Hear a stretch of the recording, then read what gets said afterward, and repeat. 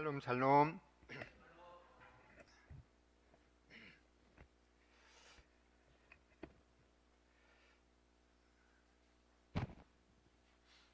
네, 오늘 말씀은 제목이 주께서 이미 말씀하심 같이, 본문은 사사기 6장 33절로 40절입니다.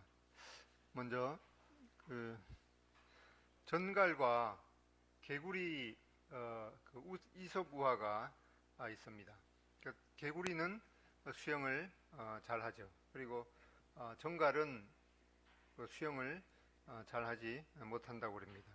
그래서 이제 이 전갈이 강을 건너고 싶은데 이제 개구리한테 와서, 야, 너 그 수영 잘하잖아. 그러니까 너 등에다가 좀 태워줄 수 없냐? 그러니까 개구리가, 아니, 너 내 등에 탔다가 너 본성대로 그 독침을 갖다가 찌를 텐데, 그러니까 이 전갈이, 야, 그러면은 우리 둘 다 죽으니까 내가 틀림없이 그렇게는 하지는 않을 거야. 그래서 너가 수영 잘하니까 내가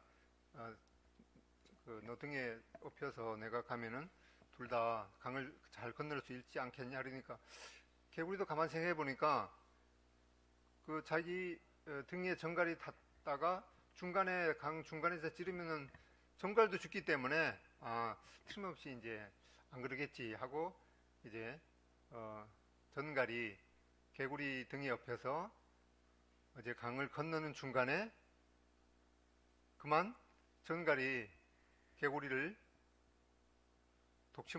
개구리에게 독침으로 이제 쏘어요. 그러니까 개구리가 더 이상 햄을 못 치고 이제 둘 다 죽게 되면서, 너 그렇게 분명히 약속했는데 어찌 내리냐 이러니까 전갈이 한다는 말이, 나 전갈이잖아. 쏘는 거는 내 본성이야.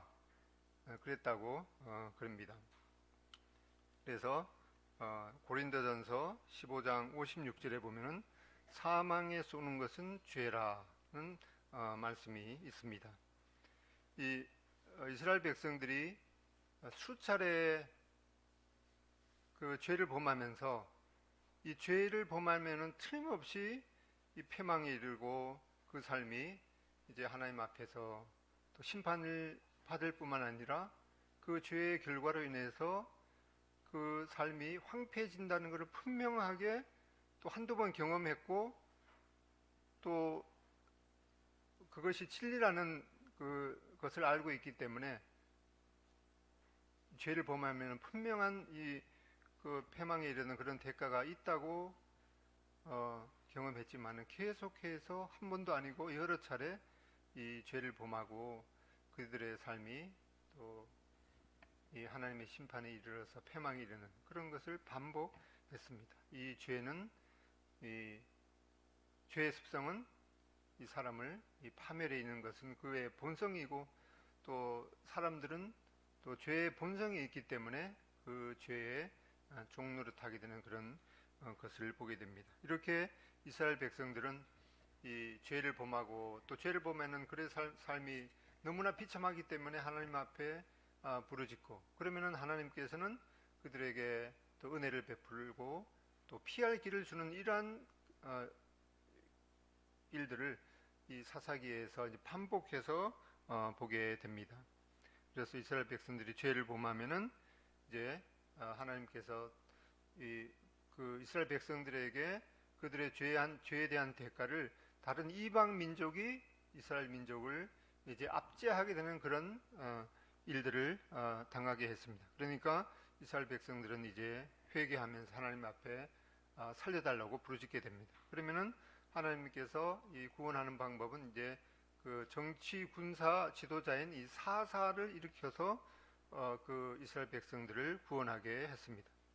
그러면은 이제 이스라엘 백성들은 이제 평화를 누리면서, 또 개구리 올챙이 시절을 생각 못한다고 또 이 마음이 해이져서 이 죄를 범하게 되면은 또 이러한 악순환을 사사에게 보면 몇 번이 나오는가 하니까 7번이나 나옵니다. 그래서 이 말씀에 보면은 이스라엘 백성들이 또 죄를 범하매라는 그런 말씀을 여러 차례 오게 됩니다. 그럴 때마다 하나님께서 이제 회개한 이스라엘 백성들에게 이 사사를 보내주셨는데, 이 사사기에는 사사가 이제 12명이나 나오는데, 뭐 그 중에는 뭐 오늘 지난주에도 말씀드렸던 기드온 이런 사람은 익숙한 그런 이름도 있고, 또 익숙하지 않은 그런 이름도 있는데, 그 12 사사를 노래로 부르면은 잘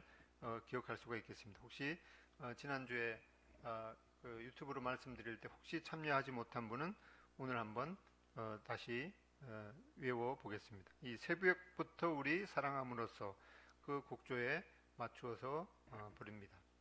아시는 분은 한번 같이 불러보겠습니다. 시작.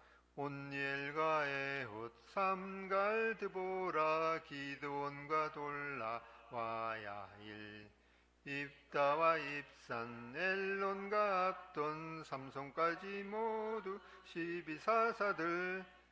다시 한번 시작. 온니엘과 에훗 삼갈 드보라 기드온과 돌라 와야일 입다와 입산 엘론과 압돈 삼손까지 모두 12사사들. 예, 이렇게 심심하면 부르면은, 특히 어린아이일 때 불러 한 번, 두 번 외워놓으면은 평생 동안 잘 기억이 될 것입니다. 이렇게 이름이 좀 익숙해지면은 성경을 이해할 때도 좀 더 도움이 되겠습니다. 예, 특별히 이제 이스라엘 백성들이 미디안의 이 압제를 7년 동안이나 받게 되었을 때 하나님께서 이 기드온을 그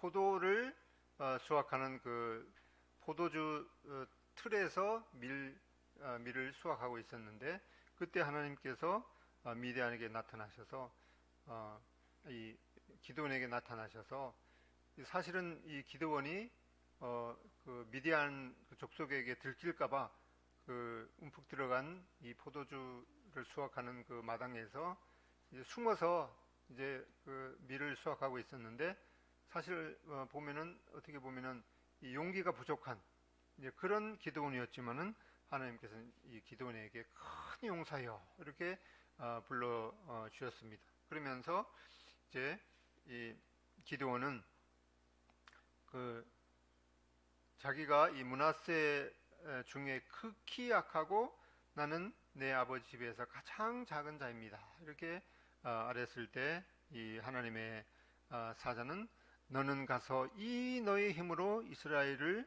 미디안의 손에서 구원하라. 내가 너를 보낸 것이 아니냐. 이 너의 힘으로라는 말은 그 앞에 보면은 하나님께서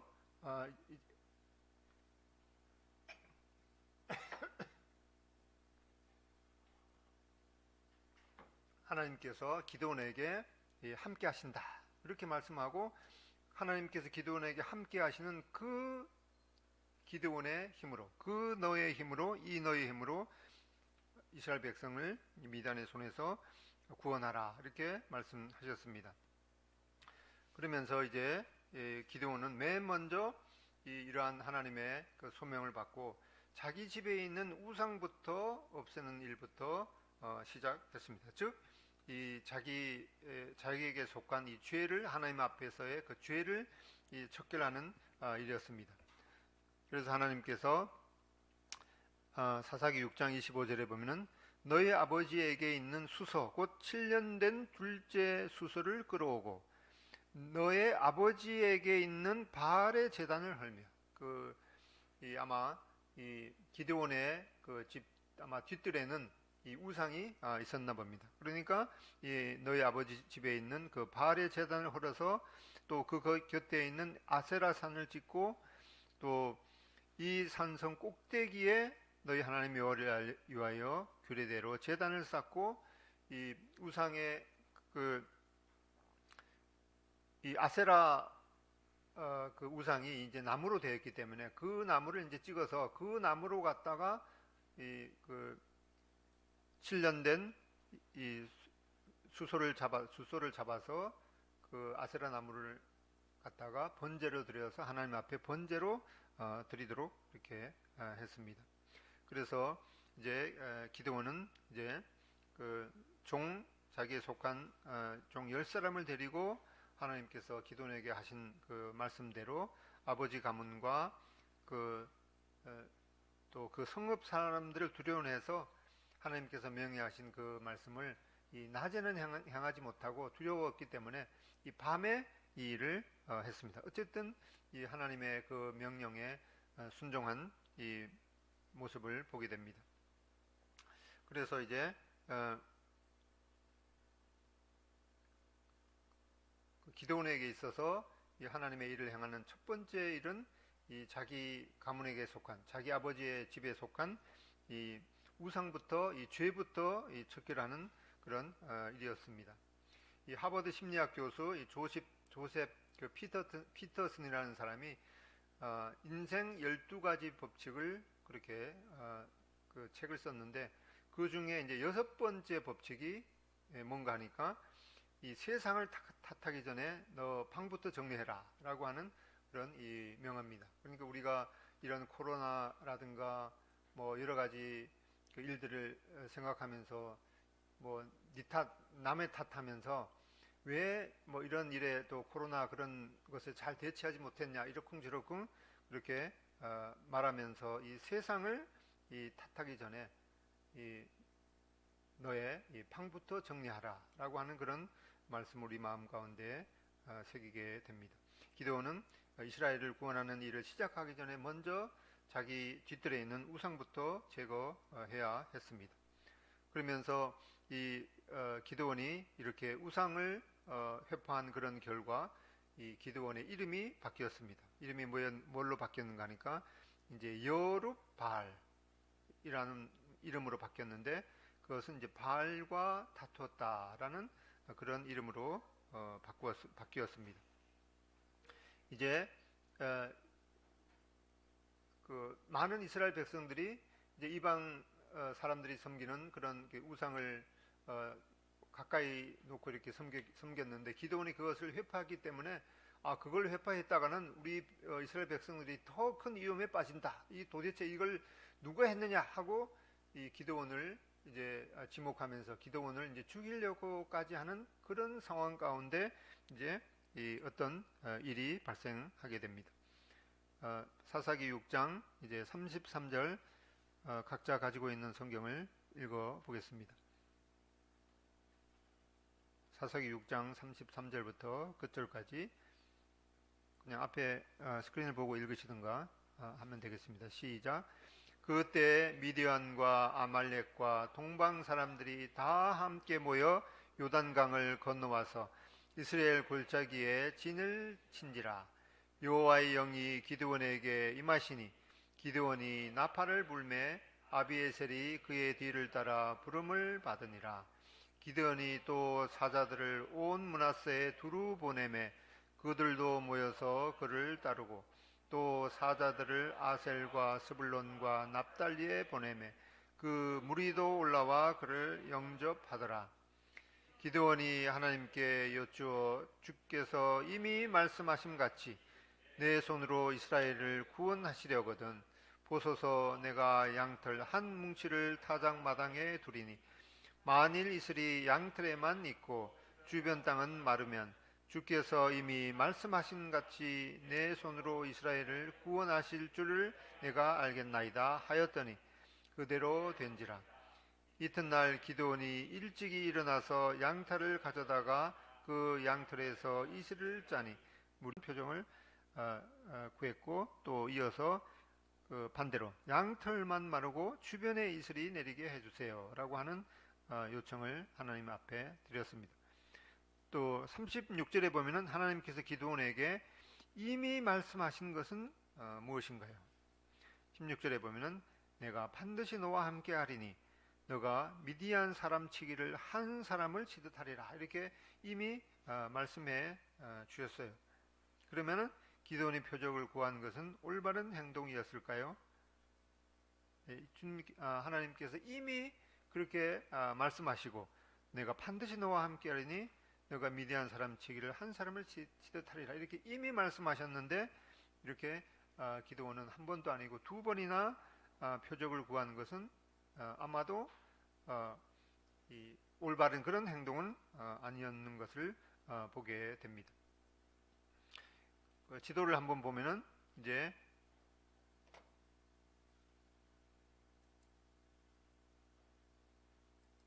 여기가 이제 이스라엘 땅이죠. 그러니까 여기 아말렉 족속과 미디안 족속과 이 동방 사람들이죠. 그러니까 이 이스라엘 땅을 중심으로 해서 온 사방에서 이제 말하자면 떼거지로 몰려왔던 것을 보게 됩니다.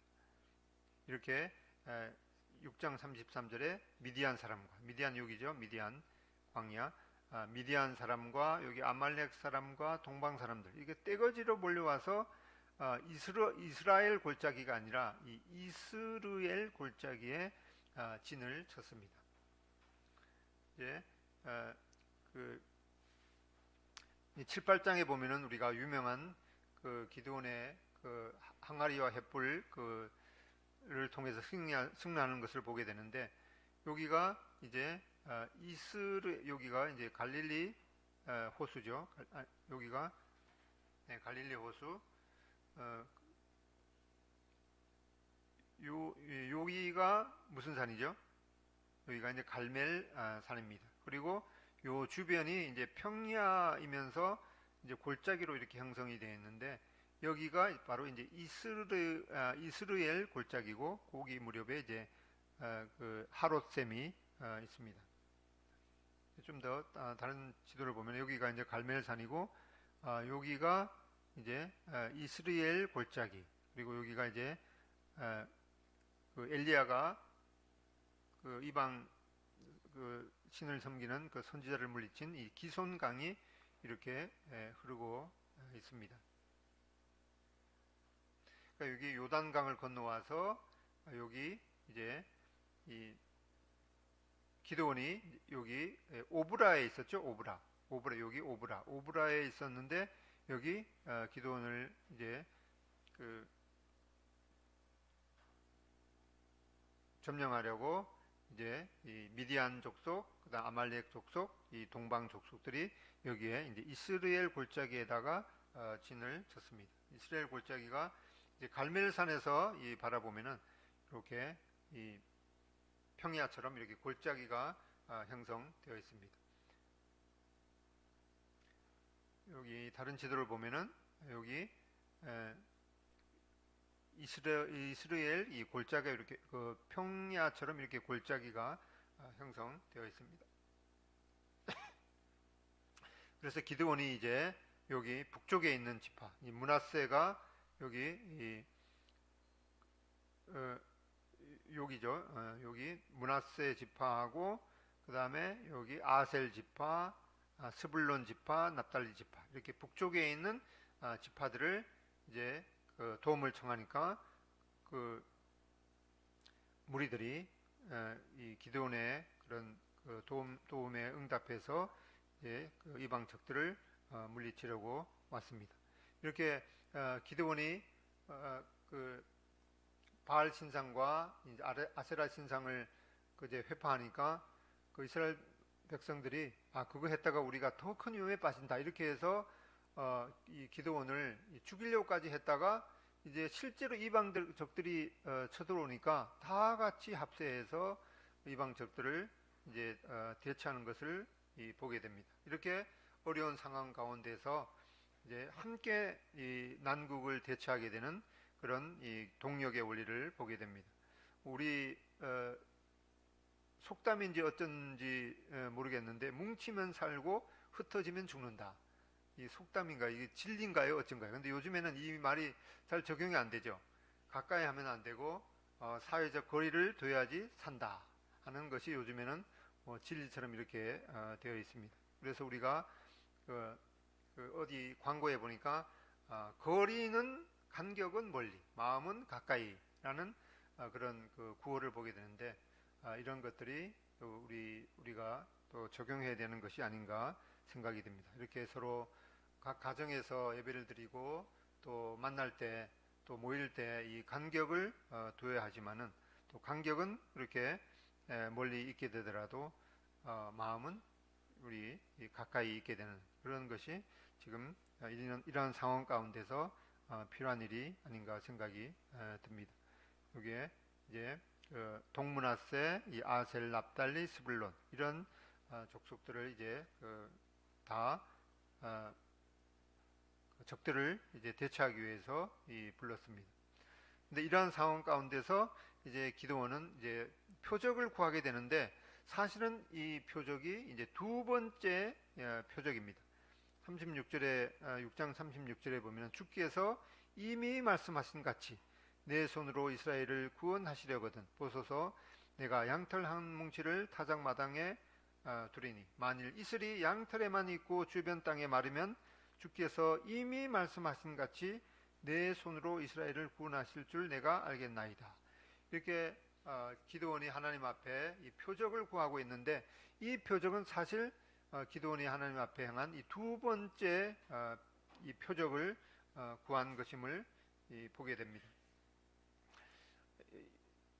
이 기드온의 이러한 태도는 이 하나님을 시험한다 하기보다는 이제 이 소심한 이 기드온이 정말 자신을 통해서 하나님께서 이러한 그 막중한 일을 맡기셨는지 그런 것을 확인하기 위해서 이 하나님 앞에 이러한 그 표적을 구했던 것을 보게 됩니다.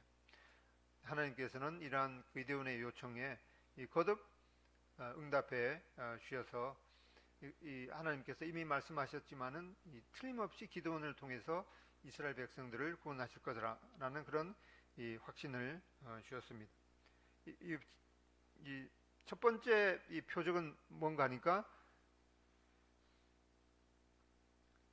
그 사사기 6장 그 19절에 보면은 하나님께서 기드온에게 이제 나타나셔서 소명을 주실 때 정말 이 하나님께서 자신에게 말씀하시는 건지 지금 말씀하시는 그 하나님의 사자가 과연 이 하나님이 보내신 사자인지 그것을 이제 표징을 통해서 구하기를 원했습니다.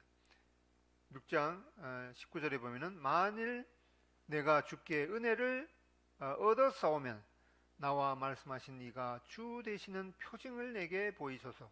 내가 예물을 가지고 다시 주께로 와서 그것을 주 앞에 드리기까지 이곳을 떠나지 마시기를 원하나이다. 그 포도를 수확하는 그 타작마당에서 기드온이 밀 수확을 하고 있을 때 하나님께서 기드온에게 나타나셔서 이 큰 용사여 내가 하나님께서 너와 함께 하신다. 너는 하나님이 함께 하시는 그 힘을 의지해서 이 미디안 족속에게서 이스라엘 백성을 구하라 라고 하는 분명한 이 하나님의 말씀에 대해서 지금 이 기드온에게 말씀하시는 분이 정말 하나님이신지 이 표징을 달라고 했습니다. 그랬을 때 이 하나님의 그 사자가 이제 말씀했죠. 이 고기와 무교병을 가져다가 바위 위에 놓고 이 국을 부으라. 그랬을 때 하나님의 사자가 이 불을 내려서 그것을 이제 응답하는 것을 통해서 과연 이 기드온에게 말씀하신 분이 이 하나님의 사자인 것을 분명하게 표징을 보여주셨는데 그런 이 표징 첫 번째 표징이 있었음에도 불구하고 기드온은 이렇게 이 두 번째 그 표적을 구했습니다.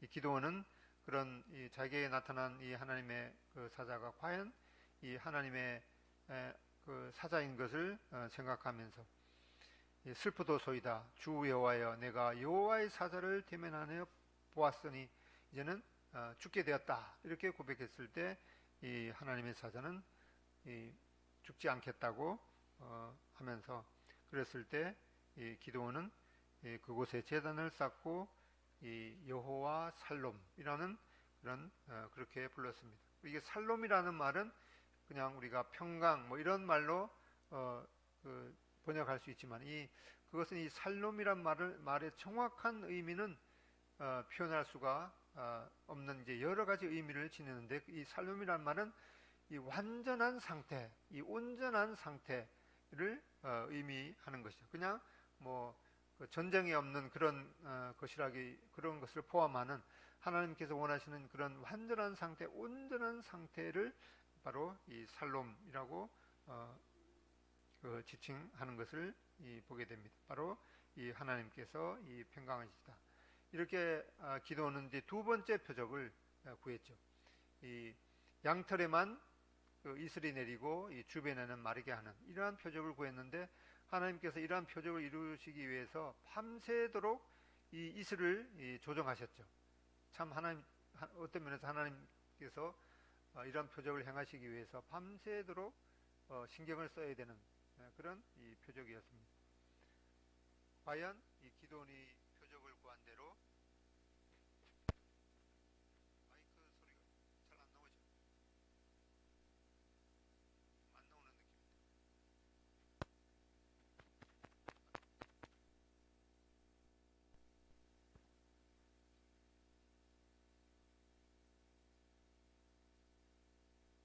집에서 들으시는 분이 소리가 잘 안 나온다고.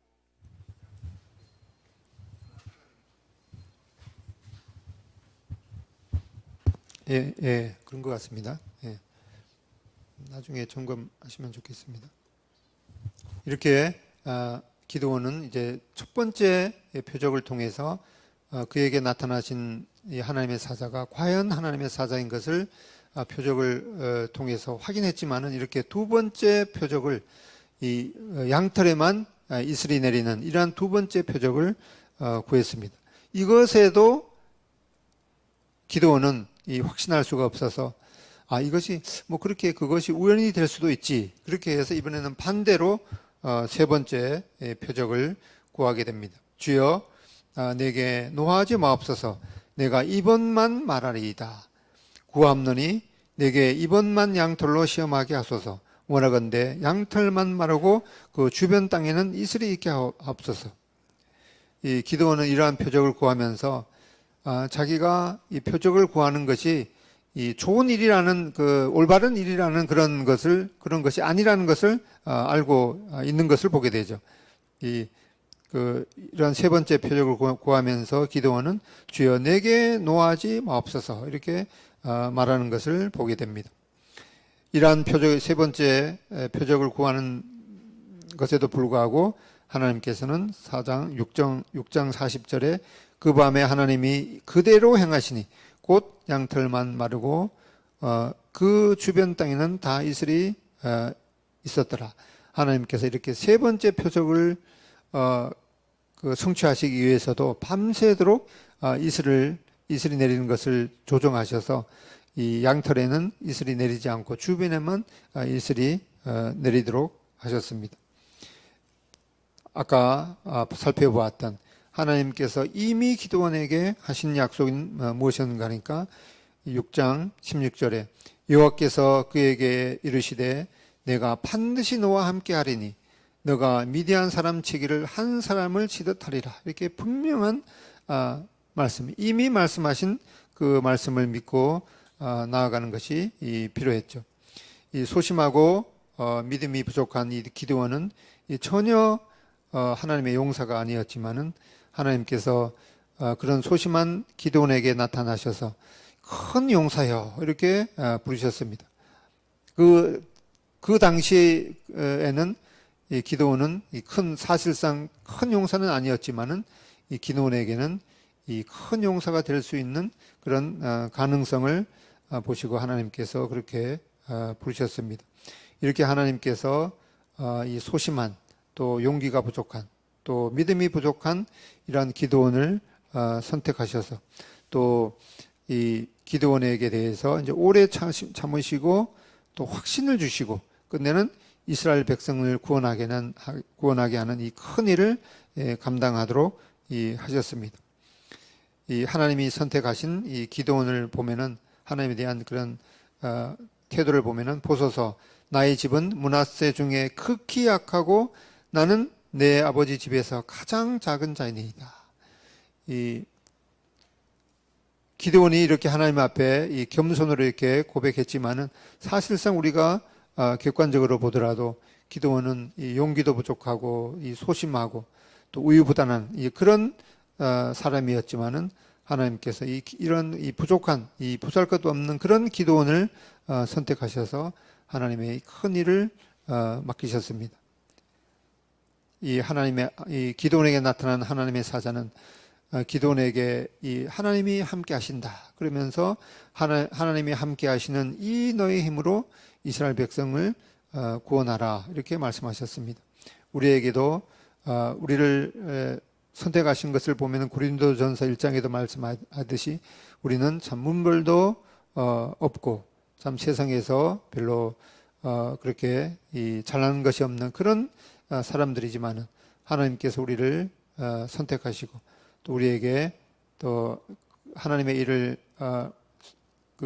행할 수 있도록 이 성령님께서 함께 하시고 용기를 주시고 그럼에도 불구하고 우리를 선택하신 것에 있어서 결코 후회함이 없으시고 과연 우리를 버리지 아니하시고 과연 우리를 떠나지 아니하신다고 약속하셨습니다. 이 하나님 앞에 이렇게 하나님이 선택하신 사람을 보면은 하나님 앞에 정말 자신은 참 부족하고 작은 자이다라고 하는 그런 겸손한 사람을 하나님께서 선택하셔서 그 연약한 사람을 통해서 하나님의 이 능력이 위대하심을 드러내시는 것을 보게 됩니다.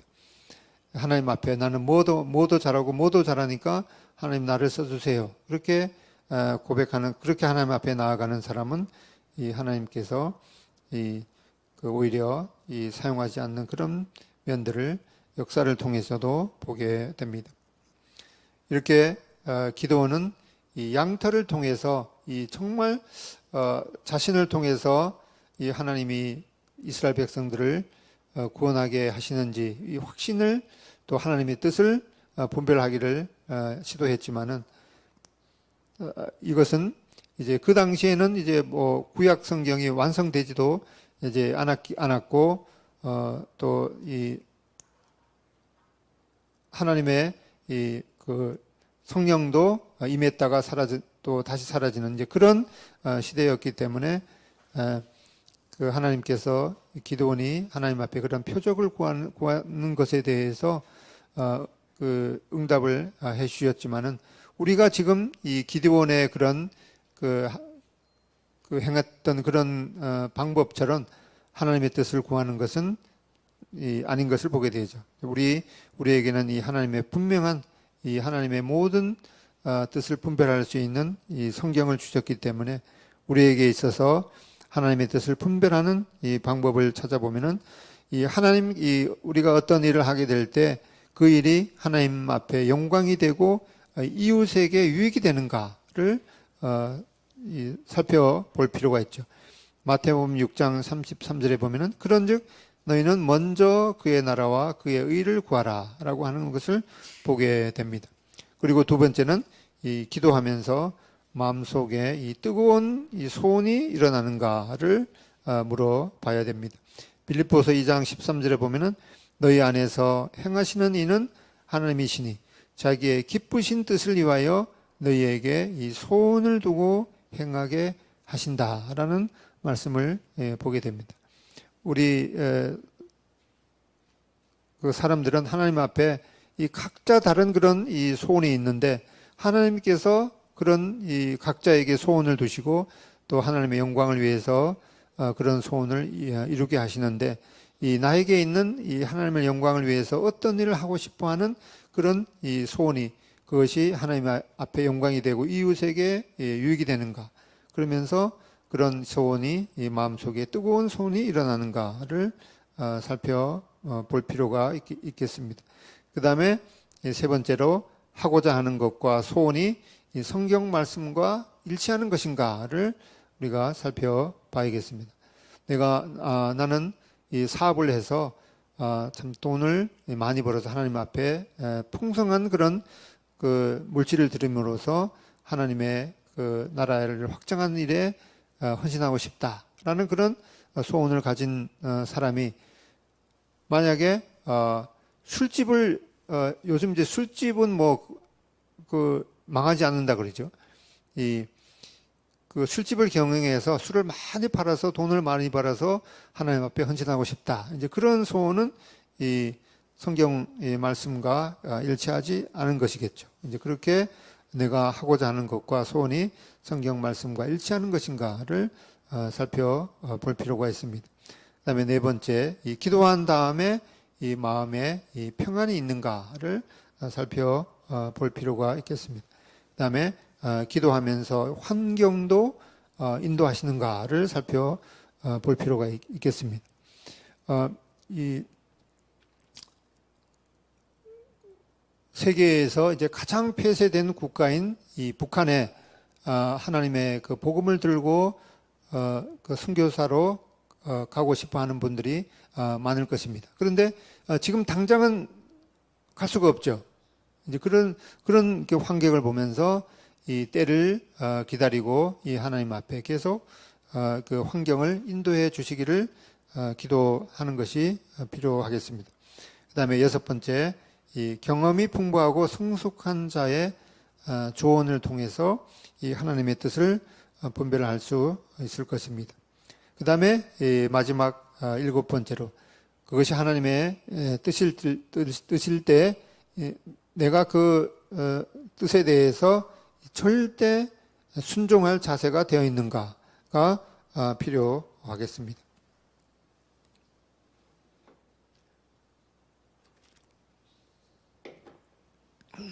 요한복음 7장 17절에 보면은 사람이 하나님의 뜻을 행하려 하면 이 교훈이 하나님께로부터 왔는지 내가 스스로 말함인지 알리라. 여기에서도 보면은 이 하나님의 뜻이라면은 내가 그것을 행하고자 하면은 이 교훈이 하나님께로부터 왔는지 또 내가 스스로 말함인지 알리라라고 말씀했습니다. 우리는 어떠한 일을 행할 때 하나님께서 어떤 그 표적을 이렇게 보여주시면은 정말 하나님의 뜻인지 확신할 수 있는 그런 마음의 그런 충동이 일어나는 것을 보게 됩니다. 우리에게 있어서 이미 보여주신 가장 큰 표적은 바로 예수님의 이 부활인 것을 보게 됩니다. 마태복음 12장 38절에 보면은 그때 서기관과 바리새인 중 몇 사람이 말하되 선생님이여 우리에게 표적 보여주시기를 원하나이다. 39절에 예수께서 대답하여 이르시되 악하고 음란한 세대가 표적을 구하나 선지자 요나의 표적밖에는 보일 표적이 없느니라. 요나가 밤낮 사흘 동안 큰 물고기 뱃속에 있었던 것 같이 인자도 밤낮 사흘 동안 땅속에 있으리라. 이렇게 그 서기관과 바리새인들이 예수님께 와서 우리에게 표적을 보여주십시오. 이렇게 표적을 구했을 때 예수님께서 악하고 음란한 세대가 표적을 구하지만은 내가 너희들에게 보여줄 표적은 이 선지자 요나의 표적밖에 보일 표적이 없다. 바로 그 요나의 표적은 요나가 물고기 뱃속에 밤낮 사흘 동안 있었던 것 같이 예수님께서 밤낮 사흘 동안에 땅에 있다가 이제 부활하게 된다라는 그런 이 표적을 말씀하셨는데 주님께서 이러한 그 예수님의 이 부활의 표적을 분명히 보여주심으로 우리에게 있어서 그 보여주신 그 표적 중에 가장 큰 표적인 것을 보게 됩니다. 에베소서 1장 19절에도 보면은 그 힘의 위력으로 역사하심을 따라 믿는 우리에게 베푸신 능력에 지극히 크심이 어떠한 것을 너희로 알게 하시기를 구하노라. 그의 능력이 그리스도 안에서 역사하사 죽은 자들 가운데서 다시 살리시고 하늘에서 자기의 오른편에 앉히사 모든 통치와 권세와 능력과 주권과 이 세상뿐 아니라 오는 세상에 일컫는 모든 이름 위에 뛰어나게 하시고 이렇게 이 예수님의 그 부활이 이 하나님의 이 그 지극히 크신 그런 능력으로 주님께서 바로 이 부활하신 것을 말씀했습니다. 그렇기 때문에 우리에게 있어서 이 분명하게 보여주신 표적, 주님께서 이 죽음을 그 어떤 사람도 이길 수 없는 이 죽음을 이기시고 부활하신 그런 표적을 우리에게 보여주셨기 때문에 우리도 예수님의 그 부활의 첫 열매를 따라서 이 죽음을 이기고 부활하게 될 그런 이 소망이 우리에게 있는 것을 보게 됩니다. 기도원에게 있어서는 이 온전한 그 성경이 없었지만은 우리에게는 이 신구약 성경 66권을 주셔서 하나님의 뜻을 온전하게 분별할 수 있도록 하셨습니다. 요한복음 5장 39절에도 보면은 너희가 성경에서 영생을 얻는 줄 생각하고 성경을 연구하거니와 이 성경이 곧 내게 대하여 증언하는 것이로다. 이렇게 하나님의 분명한 이 뜻을 이 말씀을 통해서 분별할 수 있는 것을 보게 됩니다. 예수님의 제자 이 도마도 내가 예수님께서 부활하셨다는 그런 이 소식을 전해 들었을 때 20장 요한복음 20장 27절에 그 전에 말씀하셨죠. 내가 예수님의 그 옆구리에 손을 넣어보고 또 이마에 있는 그런 그 자국을 이 가시에 찔린 그런 자국을 확인해 보지 않고는 믿지 않겠다 이렇게 말했는데 주님께서는 20장 27절에 요한복음 20장 27절에 도마에게 이르시되 너의 손가락을 이리 내밀어 내 손을 보고 너의 손을 내밀어 내 옆구리에 넣어보라. 그리하여 믿음 없는 자가 되지 말고 믿는 자가 되라. 28절에 도마가 대답하여 이르되 나의 주님이시요 나의 하나님이시니이다. 29절 예수께서 이르시되 너는 나를 본고로 믿느냐 보지 못하고 믿는 자들은 더욱 복되다. 이렇게 말씀하셨습니다. 이 주님께서 하신 말씀 너는 나를 본고로 믿느냐 보지 못하고 믿는 자들은 복되다. 이렇게 말씀했습니다. 그래서 우리가 이러한 이 성경 말씀을 통해서 이 말씀 속에 계시된 주님을 우리가 믿음으로 바라보면서 우리가 예수님을 이제 보지 못하나 예수님을 믿고 따르고 사랑하게 되는 이러한 것은 바로 우리가 하나님 앞에 하나님의 자녀가 되었다는 또 구원받았다는 이 분명한 증거이기도 하는 것을 보게 됩니다. 히브리서 11장에 보면은 그 믿음의 그 선진들 가운데 이 기드온이 속해 있죠. 히브리서 11장 6절에 보면은 믿음이 없이는 하나님을 기쁘시게 하지 못하나니 하나님께 나아가는 자는 반드시 그가 계신 것과 또한 그가 이 자기를 찾는 자들에게 상 주시는 이심을 믿어야 할지니라. 이 하나님께서 참 소심하고 또 용기도 부족했던 이 기드온에게 나타나셔서 이 큰 용사여 이렇게 부르시면서 기드온이 이제 믿음의 용사가 될 수 있는 그 가능성을 보시고 이 기드온에게 확신을 주시고 또 기드온이 그런 정말 자신을 통해서 하나님께서 일하시는지 그것을 이제 표적을 통해서 구했을 때 하나님께서는 이 밤새도록 그 이슬이 내리는 것을 조정하셔서 그 기적을 이루도록 하셨습니다. 우리 가운데도 우리 모두는 하나님 앞에 참 보잘것없는 그런 사람들이지만은 하나님의 손에 잡혀 있고 또 우리가 믿음으로 나아갈 때 바로 우리도 하나님 앞에 큰 용사가 될 수 있는 그런 그 자질이 그런 겸손이 필요한 것을 보게 됩니다. 찬송가를 보고 마치겠습니다.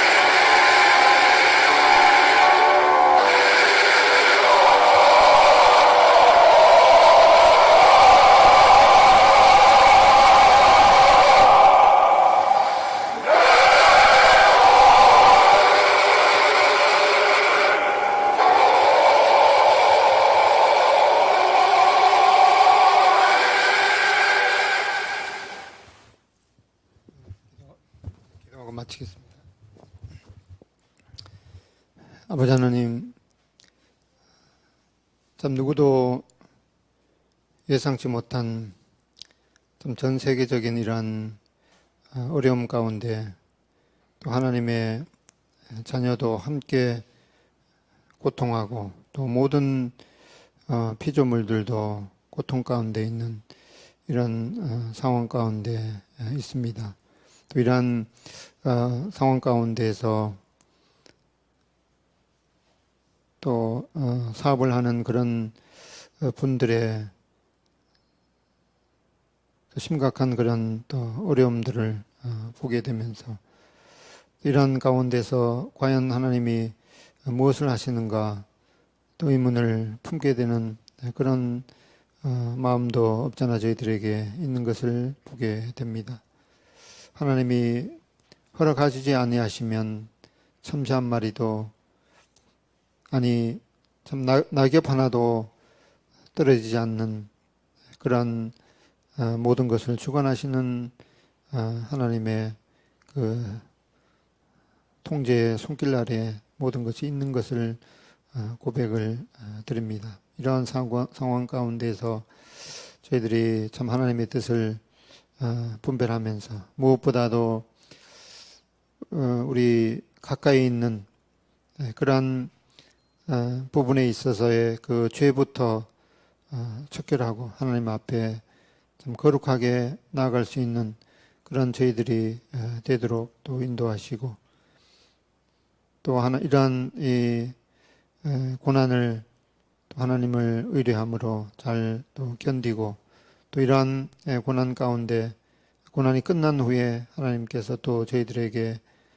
베푸시는 그런 은혜 또 복을 저희들이 기대하고 또 간구를 드립니다. 이러한 어려움들을 하나님의 말씀을 의지하고 또 하나님께서 저희들과 함께 하시는 그 우리의 힘을 통해서 이 어려움들을 잘 헤쳐나갈 수 있도록 또 인도해 주시기를 원합니다. 지금까지 모든 동선교회에 속한 성도님들의 성도님들과 또 가정과 또 교회를 지금까지 보호해 주신 것을 참 감사를 드립니다. 저희들이 참 하나님의 지키심과 보호하심과 그 은혜가 아니면 참 살아갈 수 없는 그런 상황임을 주님 앞에 고백을 드립니다. 늘 저희와 함께 세상 끝날까지 저희와 함께 하시는 그 하나님의 능력을 저희들이 의지하고 살아가기를 원합니다. 오늘도 또 이렇게 교회에 또 소수가 모여서 또 각자 가정에서 하나님 앞에 예배드리고 또 말씀에 함께 동참하는 그런 모든 동순교회 성도님들께 하나님의 놀라운 이 평강이 임하기를 기도드립니다. 예수님의 존귀하신 이름으로 기도드립니다. 아멘. 감사합니다.